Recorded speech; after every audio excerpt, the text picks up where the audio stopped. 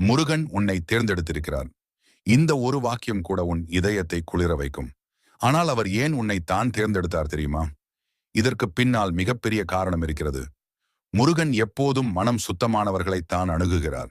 பாசம், அன்பு, கருணை நிறைந்த இதயம் கொண்டவர்களுக்குள் தான் அவர் அருள் தங்கும். நீ அந்த அருளுக்கான பாத்திரம் என்பதால் தான் அவர் உன்னை தேர்ந்தெடுத்தார். நீ துன்பத்தை தாங்கி வளர்ந்தவன். வாழ்க்கையில் நீ அனுபவித்த துன்பங்கள் உன்னை உடைக்கவில்லை, உறுதியானவராக மாற்றியது.